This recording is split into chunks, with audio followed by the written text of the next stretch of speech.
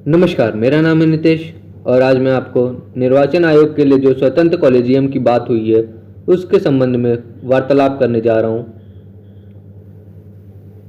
हाल ही में सर्वोच्च न्यायालय में एक याचिका दायर कर निर्वाचन आयोग के सदस्यों की नियुक्ति के लिए एक स्वतंत्र कॉलेजियम का गठन की मांग की गई थी।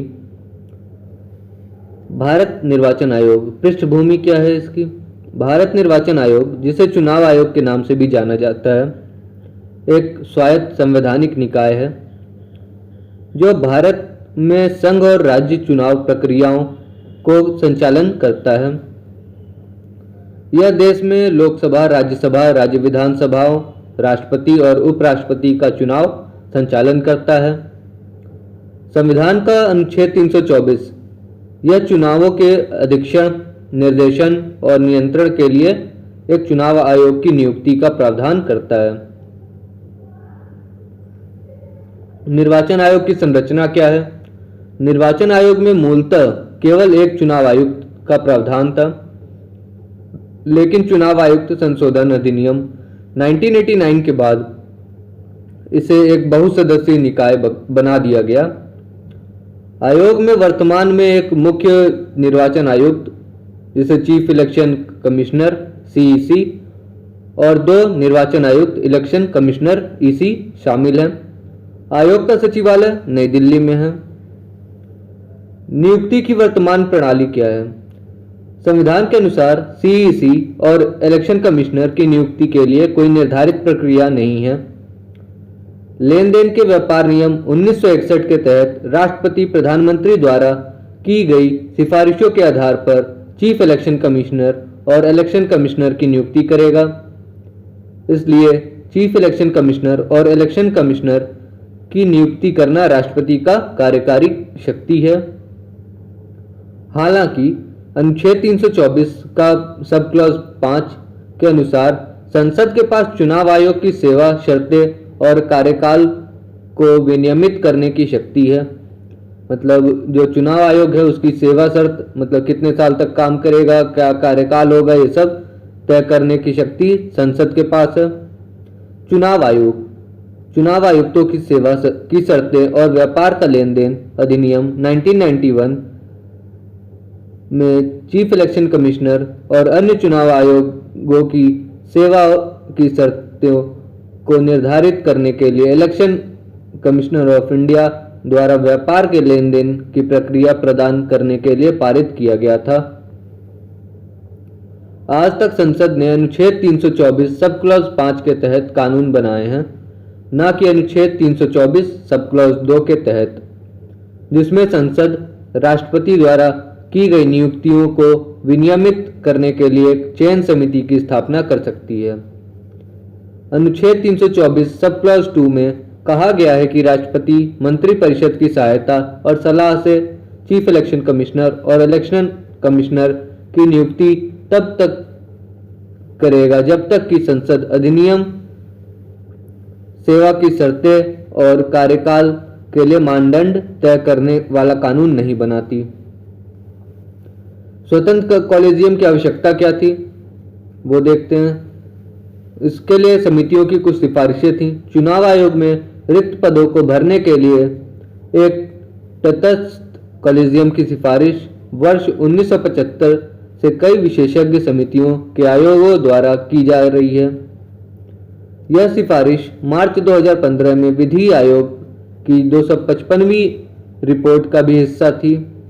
वर्ष 2009 में द्वितीय प्रशासनिक सुधार आयोग ने अपनी चौथी रिपोर्ट में CEC और EC के लिए कॉलेजियम प्रणाली का सुझाव दिया। वर्ष 1990 में दिनेश गोस्वामी समिति ने चुनाव आयोग में नियुक्ति के लिए भारत के मुख्य न्यायाधीश और विपक्ष के नेता जैसे तटस्थ अधिकारियों के साथ प्रभावी परामर्श की सिफारिश की। वर्ष 1975 में न्यायमूर्ति तारकुंडे समिति ने सिफारिश की कि निर्वाचन आयोग के सदस्यों को राष्ट्रपति द्वारा प्रधानमंत्री, लोकसभा में विपक्ष के नेता और भारत का मुख्य न्यायाधीश की एक समिति के सलाह पर नियुक्त किया जाना चाहिए। राजनीतिक और कार्यकारी हस्तक्षेप से रोधन। चुनाव आयोग के सदस्यों की नियुक्ति में कार्यपालिका की अभिरुचि उस आधार का उल्लंघन करती है जिस पर इसे बनाया गया था। इस प्रकार आयोग को कार्यपालिका की एक शाखा बना दिया गया। अनुचित चुनाव प्रक्रिया। चुनाव आयोग ने केवल स्वतंत्र और निष्पक्ष चुनाव कराने के लिए जिम्मेदार है, बल्कि यह सत्तारूढ़ सरकार और अन्य दलों सहित विभिन्न राजनीतिक दलों के बीच एक अर्धन्यायिक कार्य भी करती है। इसके पास अर्धन्यायिक शक्ति भी है चुनाव आयोग के पास।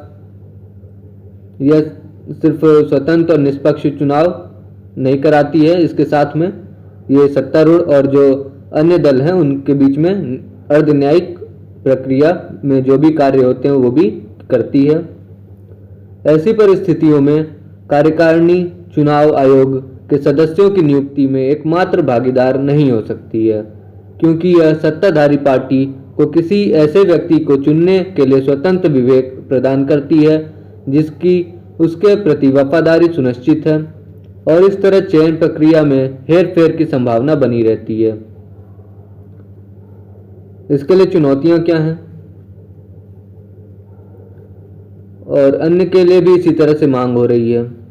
तो अन्य कौन कौन से हैं? अन्य संवैधानिक पदों के लिए भी ऐसी मांगें उठाई जा सकती हैं, जहां कार्यपालिका के लिए महान्यायवादी या नियंत्रक और महालेखा परीक्षक जैसी नियुक्तियां करना अनिवार्य है।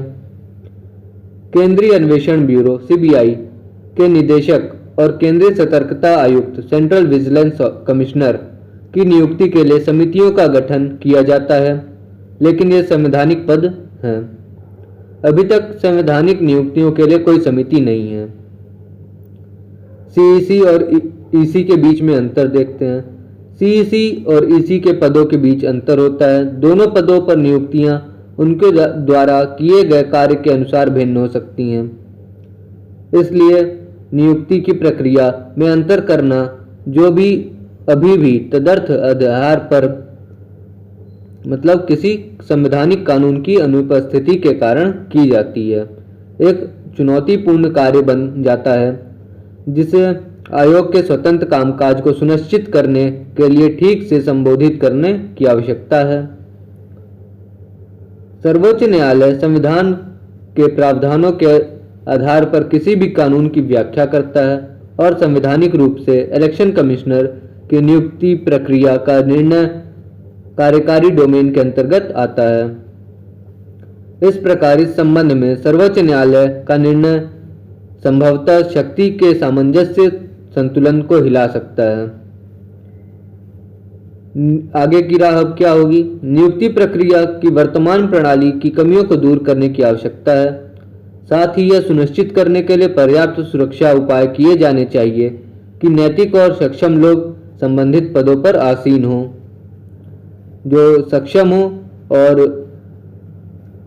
उससे नैतिक रूप से सही हो, वही लोग उस पदों पर बैठें, ये बात सुनिश्चित करना चाहिए। भारत निर्वाचन आयोग की स्वतंत्रता के मुद्दे पर संसद में बहस और चर्चा की आवश्यकता है और इसके आधार पर आवश्यक कानून पारित किया जाना चाहिए। Thank you.